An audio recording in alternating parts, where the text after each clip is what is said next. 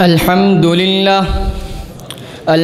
لله وكفى وسلام على عباده الذين اصطفى أما بعد فأعوذ بالله من الشيطان الرجيم بسم الله الرحمن الرحيم والذي جاء بالصدق وصدق به أولئك هم المتقون وقال النبي صلى الله عليه وسلم مروا أبا بكر فليصلي بالناس أو كما قال عليه الصلاة والسلام۔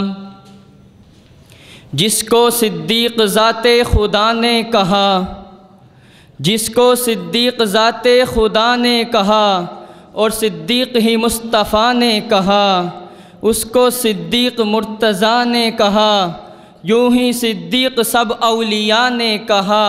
میں بھی کہتا ہوں کہ صدیق صدیق ہے، میں بھی کہتا ہوں کہ صدیق صدیق ہے، جو نہ مانے صدیق وہ زندیق ہے۔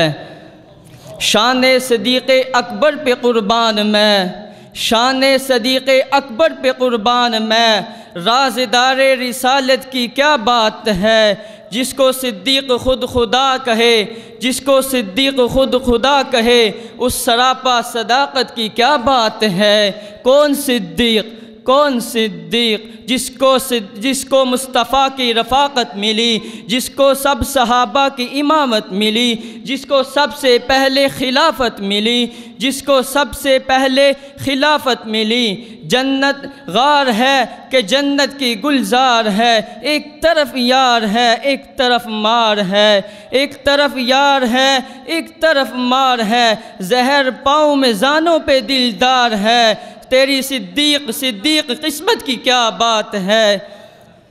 سامعین محترم، میرے ہم مکتب ساتھیوں اور میرے ہم مشن ساتھ اور میرے ہم سفر اور میرے اساتذہ اکرام، السلام علیکم ورحمۃ اللہ وبرکاتہ۔ آج میں آپ حضرات کے سامنے جس موضوع پر لب کشائی کرنا چاہتا ہوں وہ تو اس موقع کی مناسبت سے، کیونکہ جمادی الثانی کا مہینہ بھی چل رہا ہے، اس موقع کی مناسبت سے تو بہت بڑی اہمیت بھی رکھتا ہے۔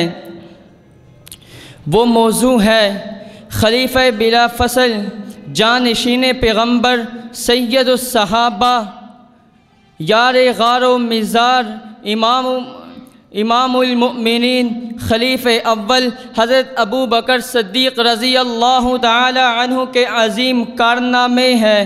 سامعین محترم، سب سے پہلے تو میں آپ کے سامنے یہ بات عرض پیش کرنا چاہتا ہوں کہ صدیق اکبر بحیثیت حکمران کے کیا تھے۔ کسی حکمران میں جو اعلیٰ سے اعلیٰ صفات ہونی چاہیے تھیں، اللہ نے ان صفات کا عکس کامل ابو بکر صدیق میں ہی رکھا تھا، بلکہ میں تو یوں کہوں کہ اللہ نے ان کو مرکز ہی بنایا تھا۔ اس کے عکس تو بہت آتے ہیں، لیکن اس کے عکس حکمرانوں میں آتے ہیں کہ یہی وجہ تھی کہ رسول اللہ نے اپنی زندگی کے آخری لمحات میں اپنی جانشینی کے لیے اشارتاً صراحتاً جس شخص کا انتخاب کیا وہ اللہ کے رسول نے حضرت ابو بکر صدیق رضی اللہ تعالی عنہ کا کیا تھا۔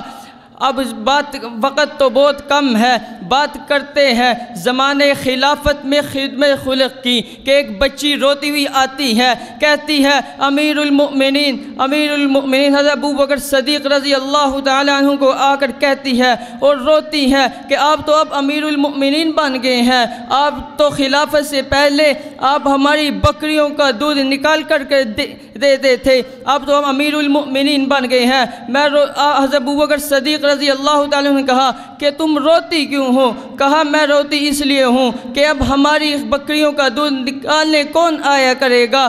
آپ تو انسانی ہمدردی کے تحت آپ ہماری خدمت کیا کرتے تھے، اب میں روزانہ روتی ہوں کہ آپ ایک سربراہ مملکت بن گئے ہیں کہ آپ ہماری خدمت کون کرے گا؟ حضرت ابو بکر صدیق رضی اللہ تعالیٰ عنہ نے اس بچی کے سر پر ہاتھ رکھ کر کہا بیٹی میری بات سن، امیر المؤمنین بننے کا معنی یہ نہیں ہے کہ میں انسانی ہمدردی اور خدمت خلق کو چھوڑ دوں، بلکہ میں جیسے پہلے آپ کے گھر آیا کرتا تھا، اب حضرت ابوبکر صدیق اسی روزانہ کی بنیاد پر تیری بکریوں کا دودھ نکالنے آیا کرے گا۔